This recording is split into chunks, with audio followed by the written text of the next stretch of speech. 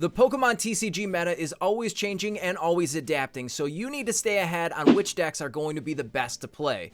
In today's video, we're going to be covering the top 10 decks that I feel are going to be the best in the format right now, and this is all based off of play.limitlesstcg.com data. We're going to go over not only the playability here, but also the win percentages for each one of the decks. I'm going to be covering all of these decks for you, so stick around. My name's PJ, and this is How Not to Suck TCG. Now, before we get started on our top 10, I did want to give some shoutouts and honorable mentions to some decks that I think are performing really well, at least in the online meta now, and could perform really well in some upcoming regional events. We do see the deck popularized by the creator Tim Danklin or Tim Franklin as Blood Moon Ursaluna. Blood Moon Ursaluna is a great attacker, and it's a single prize Pokemon. There's lots of single prize Pokemon in this list, but we can see the Mad Bite attack doing massive amounts of damage when it's being paired with Solrock, Lunatone, and Munkidori. We love to see Munkidori in decks, and I'm sure everybody isn't sick of seeing it yet, but we do have some weird cards in this list, and we're going to talk about Vengeful Punch and Calamitous Snowy Mountain. Two cards that we don't see in any other list, but really fit nicely into this, and I think that it has a lot of great matchups on the matchup spread going forward. And the next list we want to talk about is Mega Venusaur EX. Now, Mega Venusaur has been really good in a lot of online tournaments where we can see the solar transfer ability putting in work to move energies around. We have the Teal Dance ability from Teal Mask Ogerpon, and Meganium is able to duplicate our grass energies when they're put into play. This helps us maneuver in those stall matchups, and it helps us put out giant numbers for our awesome grass Pokemon. Now, there's not just grass Pokemon in this list. We see Regigigas to help with those Terra matchups, and we also can see Fluttermane in this specific list to shut off abilities on our opponent's active Pokemon. Mew EX can even be an attacker in certain matchups, so everything in this deck can actually attack, and that's a really good reason why this deck can be an honorable mention going forward into the meta. Kicking things off with number 10, it's Raging Bolt, everybody's most hated deck. Raging Bolt EX is a powerhouse, and we know that having Noctowl as the engine here, or maybe even not having Noctowl, can put some hurt on other big decks in the meta. We see the Mega decks coming out in full force, and Raging Bolt can swing numbers into at least Mega Absol EX, but can definitely be hitting into Mega Kangaskhan as long as you've got that extra added energy. We can see Koraidon coming into play, and that helps us out with those Mega Kangaskhan because of the fighting weakness. We can even see more Crispin coming into the list to get more energy on the field as well. Turning off tool cards with Jamming Tower is also really good here, so having a list that can utilize Jamming Tower is really good in the meta currently when we're reliant so much on tool cards.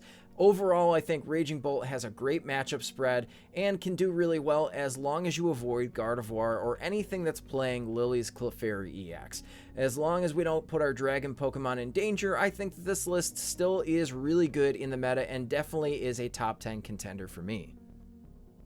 Next at number 9, we have Zoroark EX, which we can see hasn't strayed very far from the regional finishes it's seen in the past, but we can see new cards like Okidogi EX to help us with our Cornerstone Ogerpon matchups. Now, you can combo this with Pecharunt EX, Binding Mochi, and even Energy Switch to get energy on board for Okidogi in those tricky matchups, but we can also see another key card in this deck with the Yveltal that came out with Mega Evolutions. Now, having a way of attacking our Pokemon to stall them for a few turns that doesn't necessarily damage us when we see Froslass hit the board is really good in a lot of situations, and having the dark typing into those decks that are playing dark weak Pokemon is also really good here. I think that I enjoy seeing this list. I do see the one penny in the list also that can be really good to pivot out of those situations that you get stuck, and we want to talk about how the innovation of this list has shown itself in Hero's Cape. Hero's Cape has been such a great card in Zoroark lists in the past, and I really like it in this list specifically. That helps you bump up the damage with your Ens Reshiram copied attack from Night Joker and pushes out massive damage on those bigger Pokemon. I really love this list, and I still think that Ens Zoroark has a lot of potential to see in the upcoming format. Now coming in at number 8 is Terrabox. Terrabox seems to be the quintessential toolbox deck. There's so many pieces, so many parts, and the deck is really hard to pilot. You do have to know how you're going to play in every single matchup, and you do also have to not prize essential pieces based on what you're playing up against. There's a lot that you can handle with this deck, but there's also a lot that can go wrong. We do see the downside of this deck only really having one draw supporter. The rest of the game you're really relying on your Mew EX and your Pheasantipity EX to draw cards for the rest of the game, even though your Noctowl can basically search out any 2 trainer cards that you need, as long as you don't put that into play when you don't have a Terra Pokemon.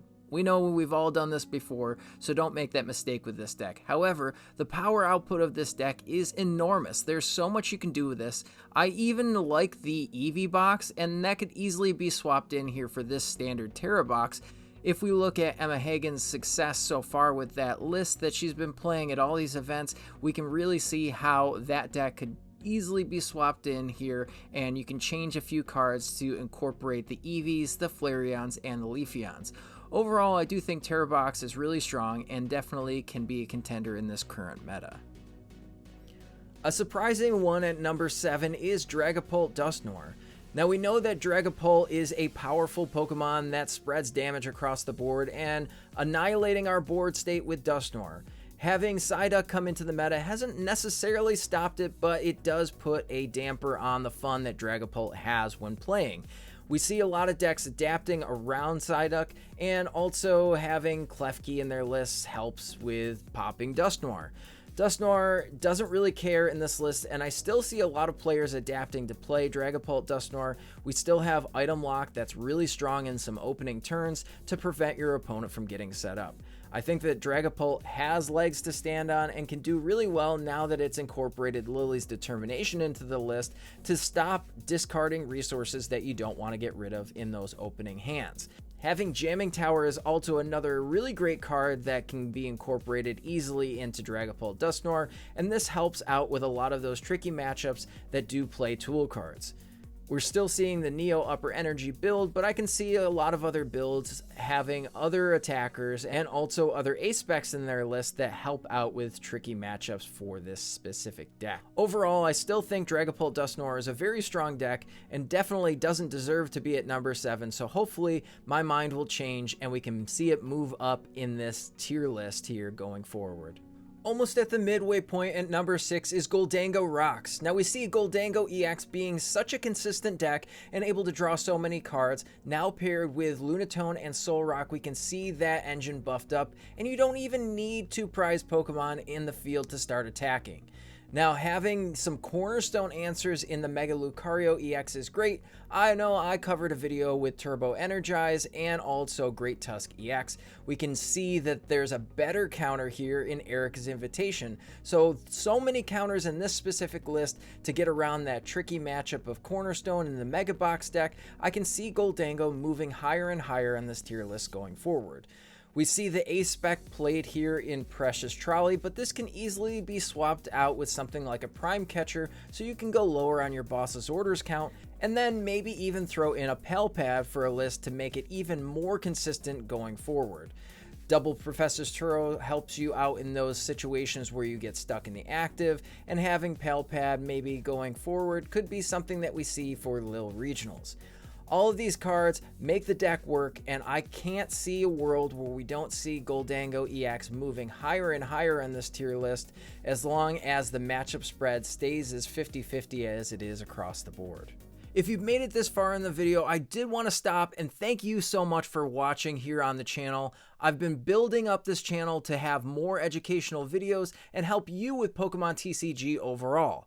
If you like this video, hit the like button and consider subscribing to the channel. That way you can get notified on any new videos that I am releasing or any sort of community posts I'm putting here on YouTube. Now enjoy the rest of this video and make sure to leave a comment below so I can see which type of videos that you need to see on this channel here going forward. Starting us out on our top 5 is the Mega Absol Mega Kangaskhan deck, better known as Tord Box or even Mega Box. Whatever you want to call it, this deck is a driving force in the meta right now, warping how decks are played and also which decks you have to tech for.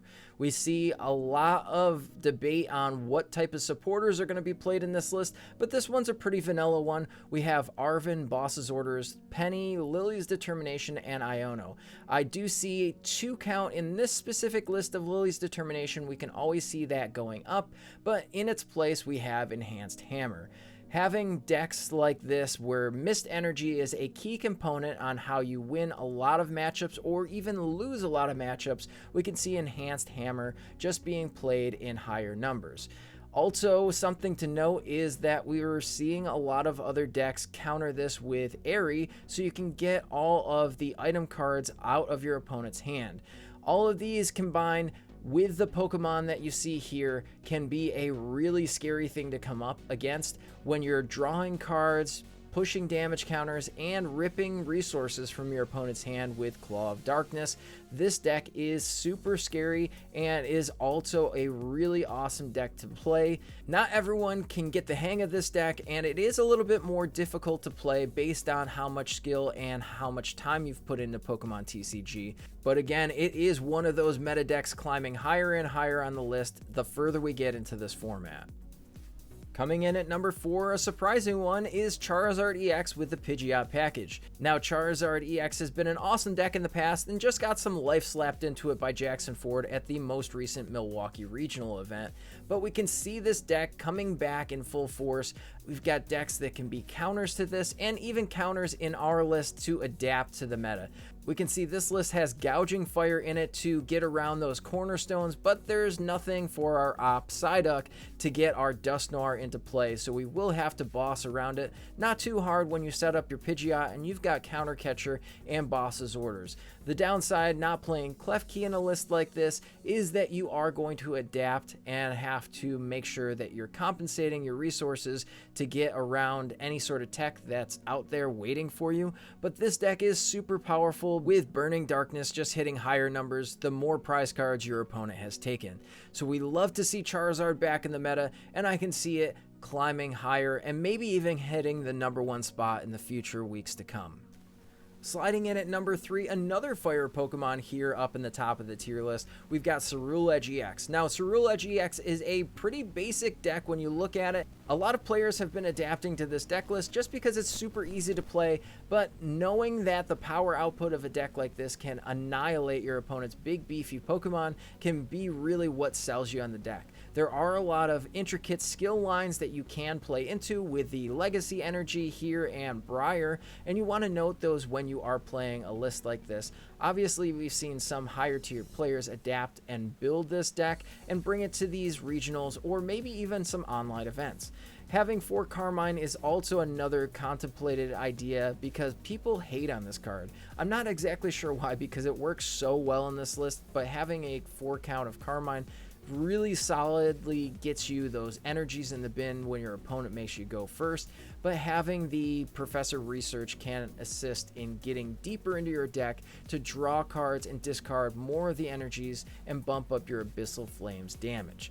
Now, we see only 1 Professor Turo in this list, so noting that you aren't going to take a huge loss as long as your Jet energies are still in deck and you don't get stalled out for play, having the 1 Professor Turo scenario is really good as long as you're noting your Pal Pad resource hasn't been discarded already and you aren't in danger of getting clutched to death. Overall, I think this deck is really great and can definitely perform. I would not be surprised if I saw it winning an event in the future, but we can see what Ceruledge has in store for our upcoming events. At number 2, we've got some double trouble for you. No surprise here, it's Gardevoir EX, but we've got Gardevoir in 2 different versions here. Obviously, the variants have been split up on some graphics, but we know that Gardevoir is a super strong deck. This version here has got Jellicent EX, which still is a remaining pillar of this deck. I can see how items and tool cards being denied is still a driving force for how this deck works. We're not seeing too much variance from the builds so far, but we are seeing Professor professor's research put back into the list to get deeper into our decks and draw a whole bunch of cards. We don't necessarily mind getting rid of certain resources, but with this list specifically here, relying on the Jellicent and getting Air Balloon into play is something I want to note. We want to make sure that we can either do Oceanic Gloom in those mirror matches on turn 1 if we're going second, or just try to rely on getting Jellicent into the active when one of our other Pokemon are stuck up there currently. Now, what you will see with this list is Drifloon coming back into the mix. We've got Drifloon and Bravery Charm just to bump up the numbers against those bigger Mega decks and make sure that we can hit at least 300 damage while we're spreading damage counters and Monkey Dory. Another note that we see on the Jellicent deck is that we've got TM de-evolution still hanging out here. That way we can de-evolve our opponent's Pokemon if we're playing against the Stage 1 or Stage 2 deck as well. So let's flip over and take a look. We've got the standard, in air quotes, Gardevoir list, where this is seeing the adaptation of Mega Gardevoir EX as a closer. Now, what's nice about Mega Gardevoir is it won't necessarily sit on your bench and eat up a space. You can put it into play when you want and just close out games. Obviously, we still have Drifloon in a list like this, but we've got 2 Bravery Charms, so we can not only buff up Drifloon, but also buff up Screamtail. This is playing 2 Mystery Garden instead of the 2 Artisan here, just because drawing cards is good, right? We love drawing cards, and Mystery Garden helps us get there when the majority of our Pokemon are going to be Psychic. And if we put Pheasantipity in play, we can even draw with that too, but we don't always want Fez in play, so having Mystery Garden as the backup draw engine for this deck is going to be really why you see this deck getting so many energies in the discard pile and doing massive amounts of damage.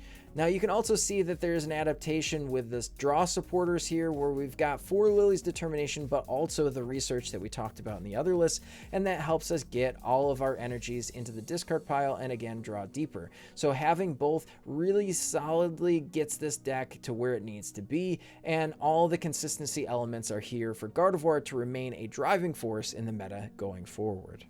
And to finish off the list at a very sneaky number 1, I've got Marnie's Grimmsnarl EX sitting here. Now, Marnie's Grimmsnarl EX has been a deck that is overlooked time and time again, especially after learning that the deck's biggest weakness is just drawing cards. We put Lily's Determination in this list, and obviously we're able to bump up those draw numbers and get everything to where it needs to be. Marnie's Grimmsnarl EX is such a powerhouse when it comes to moving damage counters with Froslass in play, and there's so many decks that play ability-ridden Pokemon. We've got Yveltal coming into the list to help out with attacking and stalling our opponents while we build up our board state, move damage with Monkey Dory's Adrenabrain, and just annihilate our opponent's board, taking it out and de-evolving in some situations to take a multiple prize turn.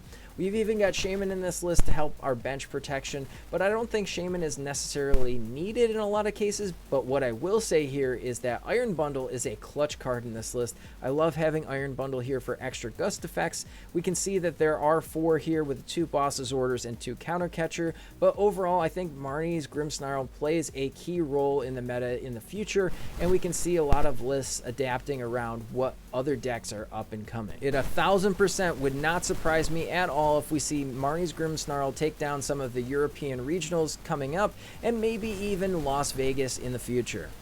Now, I know I've covered a lot of data in this video here, so go back and rewatch to see if all of my thoughts aligned with what you're thinking on the meta currently.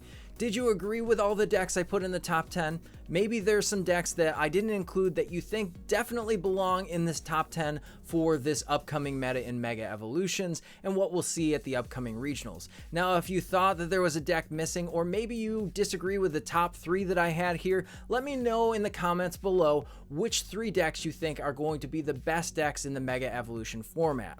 Now, we'll see what there is in the upcoming regionals, so stick around, and we'll be covering a lot of new decks on this channel, as well as what is going to be happening for the upcoming meta reviews and meta forecasts for all of the changes that are going to be happening. Now, if you like this video, make sure you let me know by liking this video. We see a lot of viewers out there that are not subscribed to the channel but still watching the video. It helps me know, and it helps the algorithm know that you are enjoying it by subscribing to the channel. So I would definitely appreciate if you went and hit that subscribe button and get notified on when my next videos are dropping.